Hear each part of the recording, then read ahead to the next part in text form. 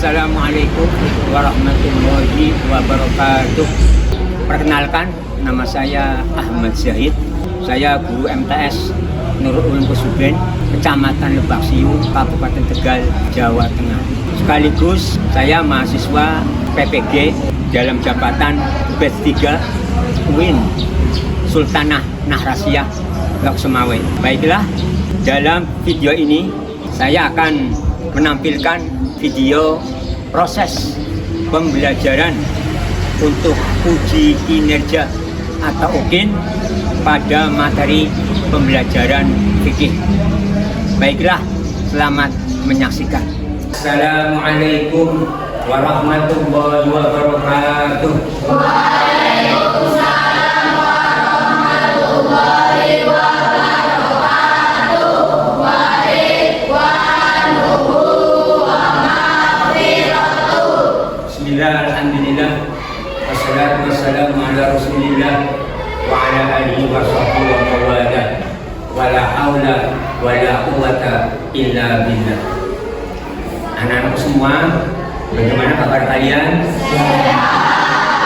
Alhamdulillah. Apakah kalian masih semangat dalam belajar? Masih. Baik, sebelum kita melaksanakan kegiatan belajar mengajar, terlebih dahulu kita berdoa bersama-sama agar dalam belajar pada pagi hari ini akan mendapat keberkahan dari Allah Subhanahu wa Ta'ala. Allahumma amin ya rabbal alamin. Dua kelas untuk menyiapkan sebelum berdoa. Silakan. Untuk siap berdoa mulai.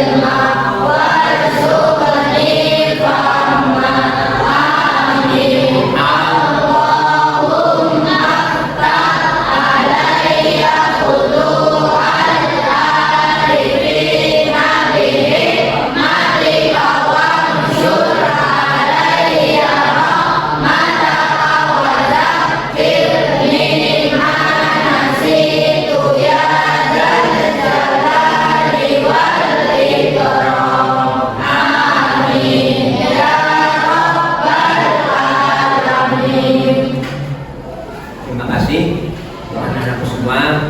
Hari ini kita telah berdoa.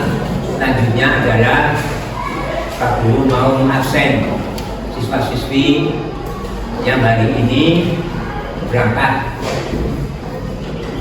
Tadi kalian sudah melaksanakan kegiatan istighosah. Nah, jadi sekarang kita lanjut kegiatan belajar mengajar untuk pelajaran fikih. Pak Guru absen dulu ya. Ketika namanya kalian dipanggil oleh Pak Guru, nanti kalian menjawab hadir. Ya, bagi yang hadir, bagi yang tidak hadir apa? Alpa. Yang nomor 1, Ahmad Subadi. Akila Putri Ramadhani. Asyatul Aulia.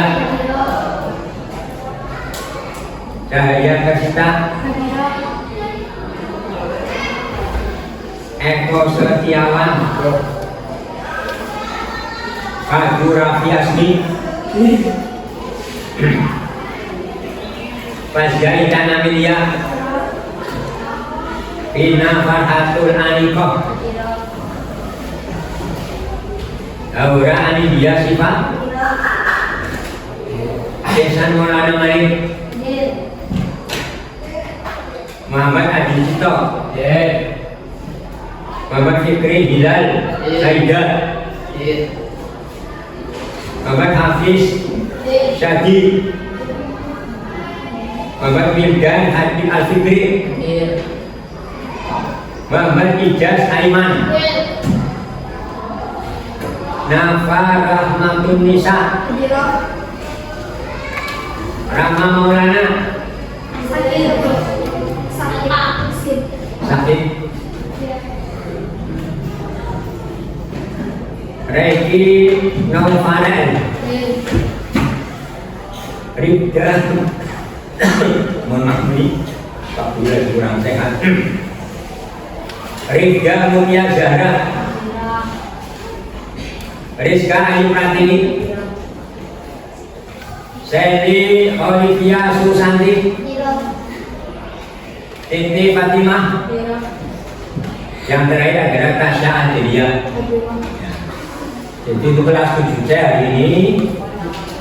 Dari jumlah siswa 23, yang berangkat hanya 22, satunya sakit, yaitu Rama.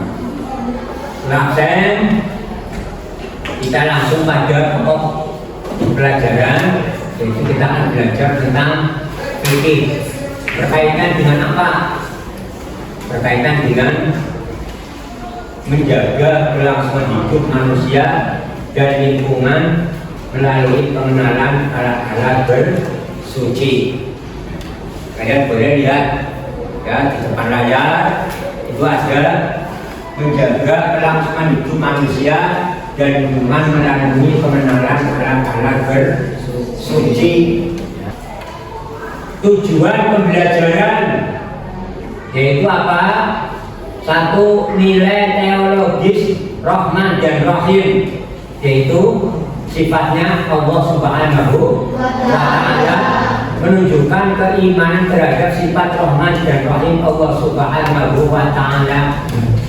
Jadi sebagai seorang muslim harus mempunyai keimanan yang teguh terhadap Allah Subhanahu wa Ta'ala. Kemudian nilai keseimbangan, yaitu tawazun, meyakini prinsip tawazun sebagai ajaran Islam yang membentuk kesalehan individual atau perorangan dan kesolehan sosial. Yang ketiga, kognitif, menganalisis dan membedakan jenis-jenis air dan alat bersuci. Berikutnya adalah tentang bersuci. Bersuci itu dalam bahasa Arab namanya toharoh, dan membersihkan diri.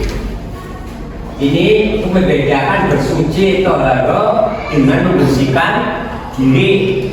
Perbedaannya yang pertama, tujuan bersuci menghilangkan hadas dan najis. Supaya apa? Syarat sahnya ibadah. Jadi kalau kamu ibadah, sholat, kemudian masih ada najis, maka sholatnya tidak sah. Membersihkan diri tujuannya apa? Untuk menghilangkan kotoran yang ada di dalam tubuh fisik, dari apa? Debu atau bau. Ya, jadi kalian satu hari mandi itu minimal 3 kali, ya, pagi, siang, sore. Tujuannya apa? Menghilangkan kotoran. Keseharian kamu beraktivitas, tentunya banyak kotoran, banyak debu, itu harus dibersihkan. Kemudian bersuci toharoh, alat air suci dan mensucikan atau benda pada pengganti daripada, yaitu apa? Air, yaitu berupa apa? Batu atau debu. Membersihkan diri, alat sabun, deterjen, sikat, cairan pembersih. Ini untuk membersihkan badan, tempat, ya, supaya bersih. Berikutnya adalah fokus kesucian spiritual dan hukum fikih. Dan yang membersihkan diri fokus kepada kebersihan fisik. Nah, badannya harus bersih. Selanjutnya, landasan hukum bersuci itu tertuang dalam Quran surat Al-Anfal yaitu tentang air hujan, yang artinya dan dia menurunkan air hujan kepadamu dari langit untuk menyucikan kamu dengan air itu. Berarti Allah menurunkan air gunanya untuk manusia, supaya apa? Manusia itu bisa mensucikan diri. Pokoknya ada surah Al-Maidah ayat 6 tentang apa? Wudu, yaitu apa? Maka usaplah mukamu dan tanganmu dengan tanah yang baik atau bersih. Kamu tidak ingin menyulitkanmu, tetapi dia hendak membersihkanmu. Ini adalah hukum tentang bersuci. Selanjutnya, air sebagai alat utama. Air bersuci dibagi menjadi 3 kelompok utama. Yang pertama, air suci dan mensucikan, yaitu air mutlak, boleh digunakan. Yang kedua, air suci tapi tidak mensucikan, yaitu apa? Mustakmal atau mutaghayyir. Nanti akan diterangkan ya di halaman berikutnya. Tidak boleh digunakan untuk bersuci. Yang ketiga, air mutanajis, yaitu air yang terkena najis, tidak boleh digunakan sama sekali. Paham kalian? Ini untuk air sebagai alat utama. Selanjutnya, air suci tapi tidak mensucikan. Ini saya jabarkan. Tadi ada yang mustakmal, ada yang mutaghayyir. Ya. Ini yang mustakmal. Air mustakmal itu apa? Definisi air mustakmal yaitu air yang sudah digunakan untuk menghilangkan hadas atau bekas wudu atau mandi wajib. Berarti air sudah digunakan untuk wudu, ya, atau air yang sudah digunakan untuk mandi wajib, bekasnya itu tidak boleh digunakan lagi untuk bersuci. Itu namanya air mustakmal. Ya, misalkan kamu menampung air dalam ember punya wudu, bekasnya itu ada bekasnya masih ada utuh, ya, itu nggak boleh digunakan lagi karena sudah mustakmal, sudah tidak boleh digunakan untuk bersuci. Yang benar adalah air mutaghayyir. Mutaghayyir itu artinya apa? Berubah. Ya. Definisinya air yang berubah, salah satu sifatnya warna, rasa, dan bau karena tercampur benda suci lainnya, misalnya teh, kopi, sabun, atau kuah makanan. Jadi kalau ada air tercampur dengan teh, kopi, sirup, sabun, atau kuah makanan, maka hukumnya suci air itu, tetapi tidak boleh digunakan untuk bersuci. Karena apa? Mutaghayyir. Sebabnya apa? Airnya sudah berubah, baik warnanya, baik rasanya, maupun apanya? Baunya ini sudah ada perubahan. Air tersebut tidak boleh digunakan untuk bersuci. Paham? Berikutnya lanjut. Alat bersuci tanpa air. Apakah ada? Kalau tidak ada air, boleh nggak menggunakan alat yang lain untuk bersuci? Boleh, tapi ada syaratnya. Tidak boleh sembarangan. Lihat, alat bersuci tanpa air. Kondisi darurat, istinja. Kalian tahu apa yang dinamakan istinja? Istinja itu bahasa kalian itu, mohon maaf, berbersih, cecewok, ya. Ya, kalau kamu habis buang air besar atau buang air kecil, maka kamu membersihkannya. Itu namanya istinja. Paham? Paham? Yang satu syaratnya apa ini? Kondisi darurat istinja, tidak ada air, kita bisa bersuci menghilangkan najis menggunakan benda padat, yaitu apa? Batu. Syaratnya apa? Satu, benda tersebut suci, batunya harus suci. Yang kedua, benda tersebut padat dan kering, padat kering, ya, tidak boleh lembek, tidak boleh basah. Yang ketiga, benda tersebut dapat menghilangkan atau menyerap najis. Yang keempat, bukan benda yang dihormati atau dibutuhkan seperti makanan atau tulang. Jadi kalau tidak ada air, kalian tidak boleh membersihkan kotoran dengan roti, tidak boleh. Ya, roti atau makanan dibersihin, ya, air kencing atau setelah kamu buang air besar, ini tidak boleh karena tidak memenuhi syarat untuk bersuci. Selanjutnya, metode menguji kesucian. Kias analogi. Metode penalaran dalam fikih untuk menetapkan hukum baru yang tidak ada dalam Al-Quran dan hadis dengan membandingkannya pada hukum yang sudah ada. Yaitu apa? Rukun kias satu, al-aslu, asalnya, yaitu definisinya hukum yang sudah ada, yaitu apa? Batu. Dari zaman dulu batu sudah ada, ya, berarti tidak dibuat oleh manusia, tapi sudah ada dari dulu. Yang kedua, al-far'u, cabang. Definisinya hukum baru yang akan dicari yaitu batu bata atau paving. Kalian tahu paving? Tahu batu bata? Ya. Kemudian tiga, hukum asli, yaitu asal. Hukum pada asal yaitu boleh untuk bersuci, ya, karena apa? Nanti ada penjelasannya. Yang keempat, al-ilah, sifat yang menyamakan. Alasannya hubungan asal dan cabang, yaitu kemampuan untuk menghilangkan najis. Latihan analogi.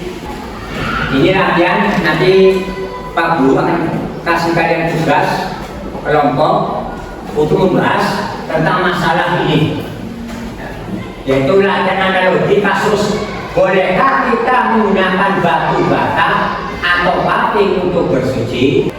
Boleh apa tidak? Nanti kalian diskusikan dengan teman-teman kalian, belajar kelompok. Apa yang pertama, asal batu boleh karena bisa menghilangkan najis. Yang kedua, cabang batu bata atau paving apakah sama dengan batu? Sama ketiga itu, ya. Yang ketiga, ilat, sifat yang menyamakan. Dapatkah batu bata atau paving menghilangkan najis, suci, dan bukan benda yang dihormati? Tadi misal makanan, ya, nggak boleh untuk bersuci, ya. Jadi nanti tentukan kesimpulan hukumnya berdasarkan prosedur kias ini. Nanti kalian saya kasih tugas untuk belajar kelompok. Nanti masing-masing kelompok membahas, mencatat pertanyaan yang ada di depan kalian ini, ya. Bolehkah kita menggunakan batu bata atau paving? Kalau boleh, alasannya bagaimana? Ya, menurut kias bagaimana? Silakan kalian jabarkan lewat apa itu tulisan kalian yang ada di kertas. Paham? Paham? Kalau sudah paham, mulai hari ini silakan mulai dikerjakan. Saya tunggu waktu 5 menit. Silakan.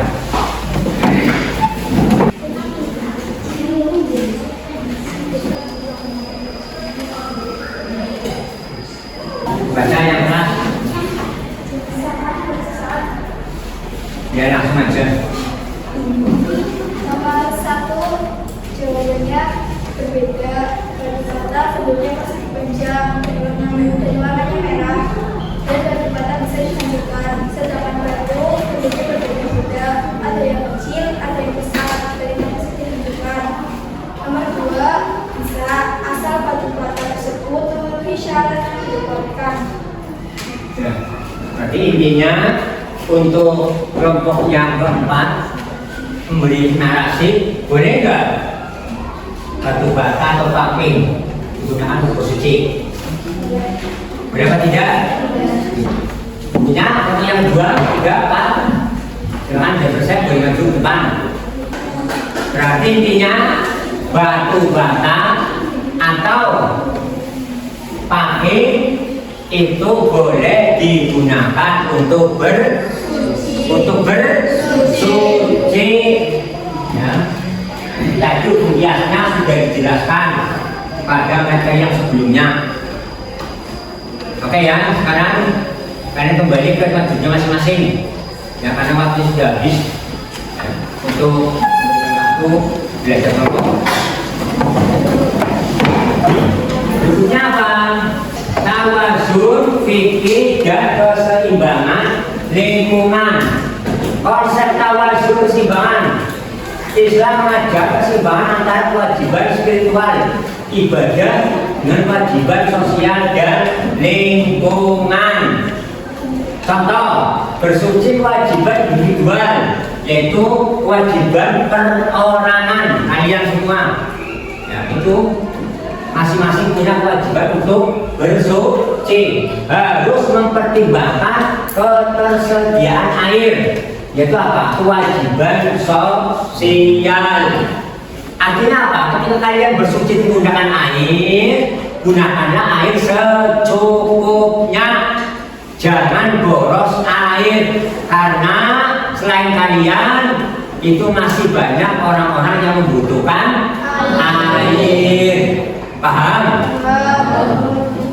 Yang berikutnya dalil tawazun keseimbangan sosial. Janganlah kamu berlebihan dalam berwudu, meskipun kamu berada di sungai yang mengalir deras. Ini menjelaskan tentang ketika yang berwudu itu jangan boros air. Jadi kalau kamu sudah niat berwudu, langsung berwudu. Jangan sampai air kerannya sudah dibuka, kalian ngobrol, air keluar terus, terbuang percuma. Ini namanya mubazir. Sekalipun airnya banyak, itu tidak diperbolehkan membuang-buang air. Ya, itu tadi tidak diterangkan. Janganlah kamu berlebih-lebihan dalam berwudu. Makanya ketika berwudu, gunakanlah air secukupnya, karena di belakang kamu masih banyak orang yang membutuhkannya. Kesimpulan, boros air saat bersuci adalah tindakan berlebihan yang dilarang. Ya, jadi dilarang oleh agama Islam kalau kalian berlebihan dalam menggunakan air. Berarti tidak diperbolehkan. Bersuci sebagai bukti cinta pada lingkungan, hubungan toharoh dengan plasma hidup manusia. Satu, kesehatan. Bersuci mencegah penularan penyakit akut seperti kolera atau tipes. Ya. Ini apa? Kamu selalu menjaga kesehatan. Dengan apa? Hidup bersih, menjaga lingkungan supaya juga bersih, supaya terhindar dari berbagai macam penyakit.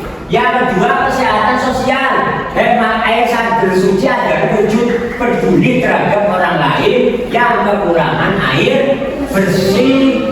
Jadi kalau kamu hemat air, kamu berarti peduli dengan lingkungan, sekitar. Kamu peduli karena apa? Masih banyak orang-orang yang sangat membutuhkan air. Yang ketiga, pelestarian ekosistem. Menggunakan air secara tepat mencegah krisis air bersih yang mengancam kelangsungan hidup manusia dan lingkungan. Berarti manfaat air bagi manusia itu manfaatnya besar atau tidak? Besar atau tidak? Kalau besar, yang dijaga air dengan sebaik-baiknya. supaya tidak tercemar oleh limbah, ya, gunakan air secukupnya, ya, supaya bisa dinikmati oleh keturunan-keturunan kalian, generasi yang akan datang.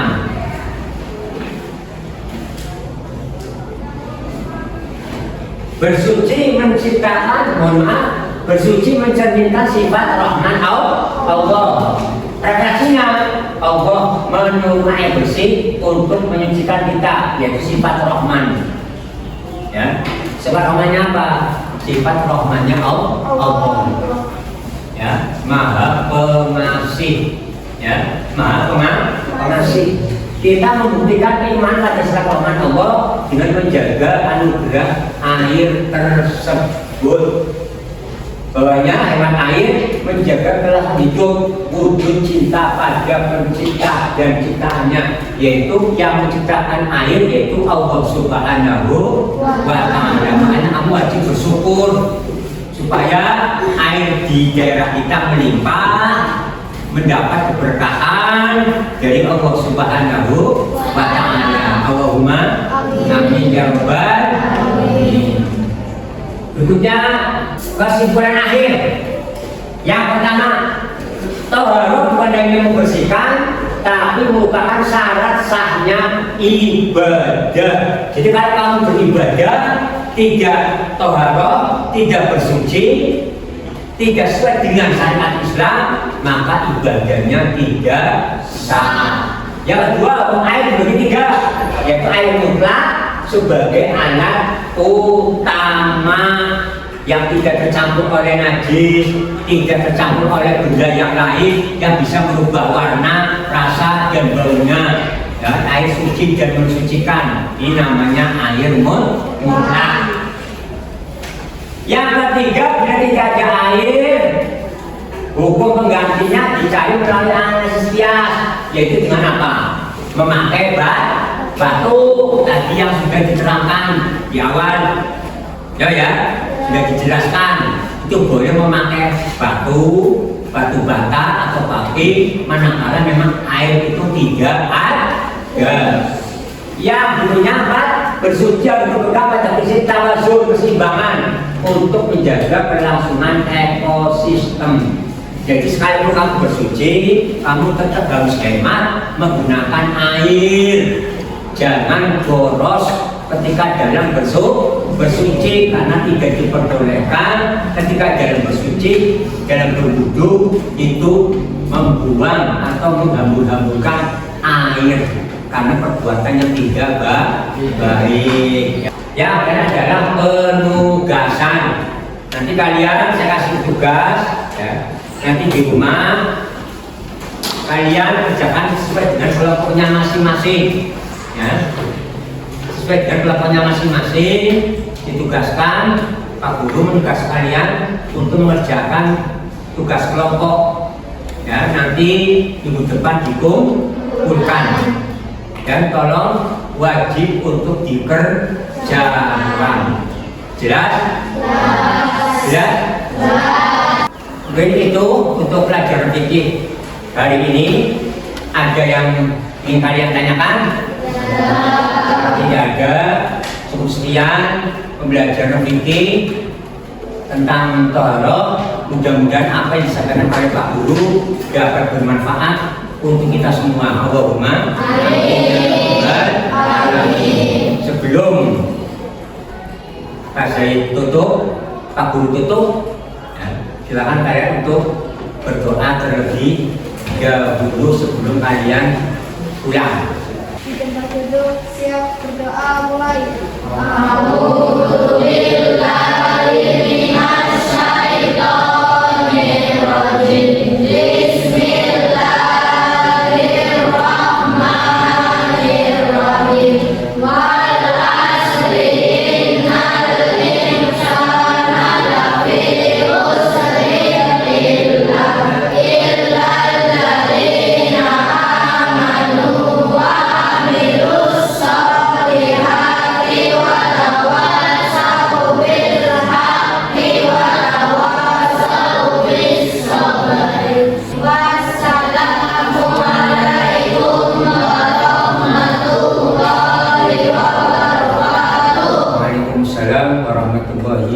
warahmatullahi wabarakatuh.